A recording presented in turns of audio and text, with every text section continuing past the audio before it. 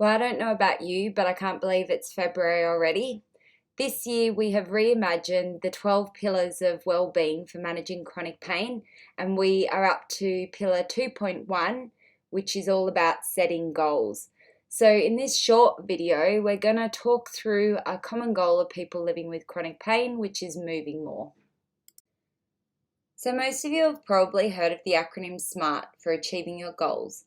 The evidence suggests you are twice as likely to achieve what you want in the future if you take the time to work through the steps involved in creating a SMART goal. To smarten your goal, you're really just moving it away from a vague, confusing thing into something far more clearly defined.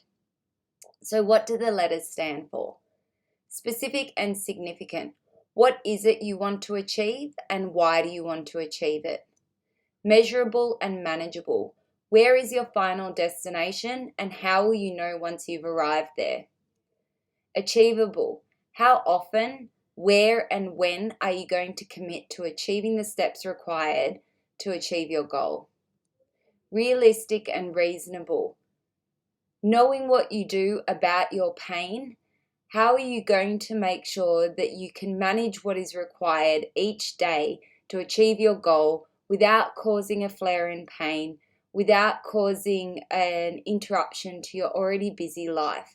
It's really important to have backup plans and to have flare plans so that you can still move towards your goal on a daily basis, even on the hard days.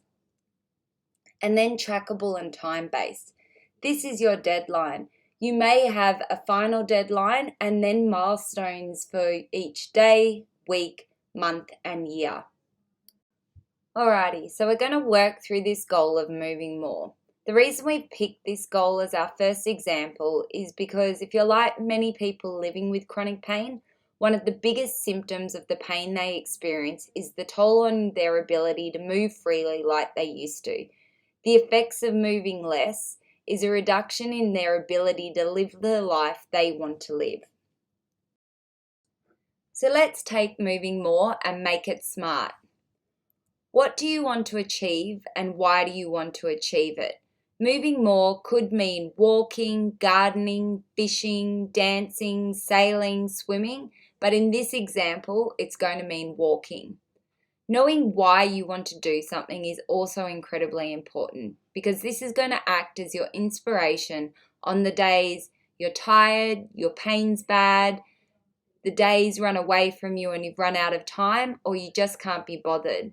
Some strategies for managing those days when inspiration is lacking is to write yourself an honest, heartfelt letter explaining all the reasons why you want to achieve this goal and what life is going to be like for you once you have. Then you need to work out what is your final destination. Say at this point in time you can walk for 10 minutes every day without a flare in pain, but you want to be able to walk for 60 minutes every day. Your end result then is 60 minutes of walking on a daily basis. So how is this going to look? Are you going to set aside time each day or every second day? How often are you going to increase your time frames? Where are you going to do it? And at what point in your day are you going to do it? And what about those days when your pain is bad, you've run out of time, you just don't feel inspired? It's really important to come up with plans for these obstacles. Using the if-then method, which we discussed last month, can be a really helpful strategy. If you have a flare in pain and you're unable to do your 10 minutes of walking, are you going to break it into 2 smaller walks of 5 minutes? Are you going to make it an easier walk where it's only on flat surfaces? Do you cut it down by 80% when the flare lasts for 1 day and 50% if it's for 2 days? What about the days when you run out of time? Could you do it at home while you're watching TV around your house? What about when you just can't be bothered? Do you create an inspiration kit which has pictures, letters, the letter that you've written to yourself? Do you have a friend that you can call to motivate you or walk with you? And when do you want to achieve this goal by? This means breaking down where you're starting out from, how much you're going to increase by, and how long it's going to take you to comfortably reach your deadline. I always think it's a really good idea to give yourself a cushion of about 1 to 2 weeks on top of your deadline to account for getting sick, unexpected emergencies, flares in pain, and all sorts of other things that come up by just living life. It really helps to make the goal realistic and achievable. So let's work through this goal in a little more detail.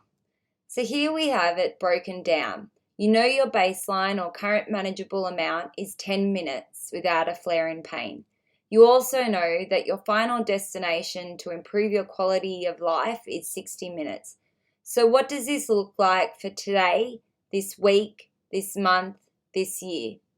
When it comes to pacing, it is often recommended to start beneath your current time point. Why? Because starting somewhere safe, manageable, and achievable is really important for that pain alarm system. It is always on high alert looking for threats. But it's also really important for you mentally and emotionally to set yourself up for success by starting simple and small and building momentum. Doing this goal every day means our pain alarm system can start to adapt to this new activity and recalibrate its alarm thresholds. A little often helps your system to understand that this is safe and not needing a pain alarm.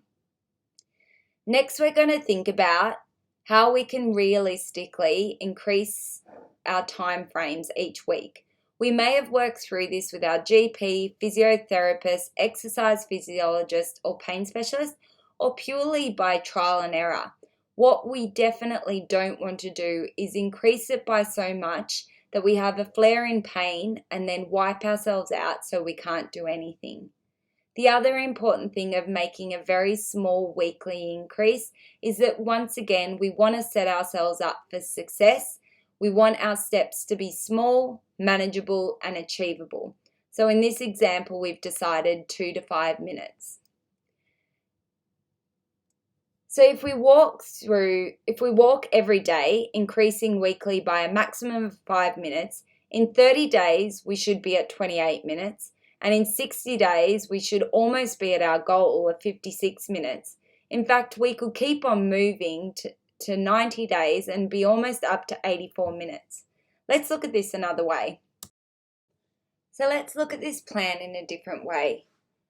I've taken the goal and broken it down. Here we find our daily walk starting at 8 minutes. We're doing it every day until we reach Sunday.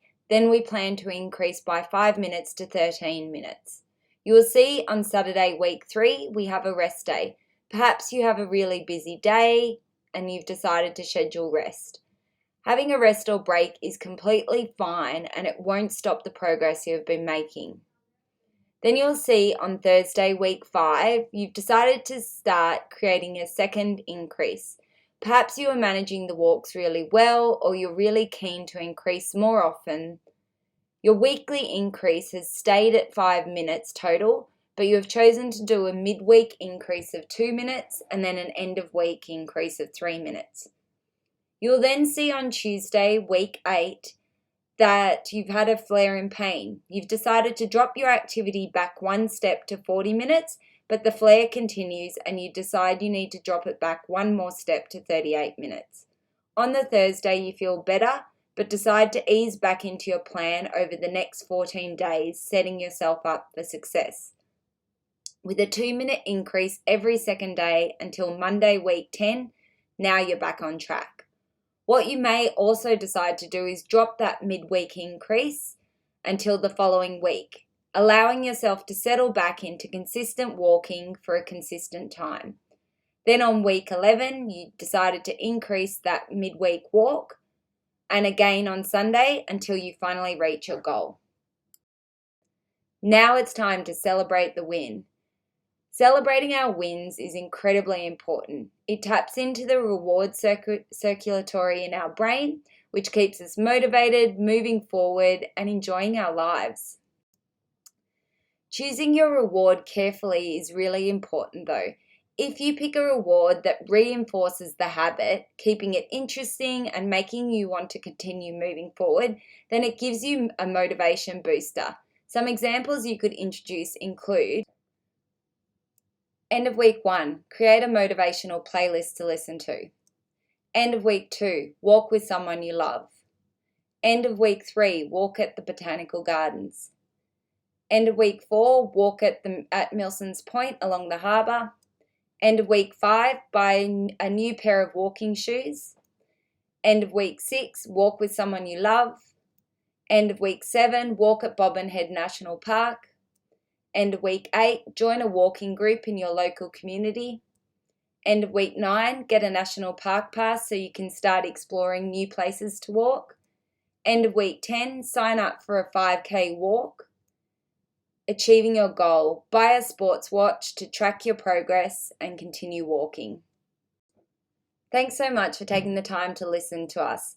You can find more tips and tricks at www.northernpaincentre.com.au. Please like, follow and subscribe to us on Facebook, Instagram and YouTube. Thank you.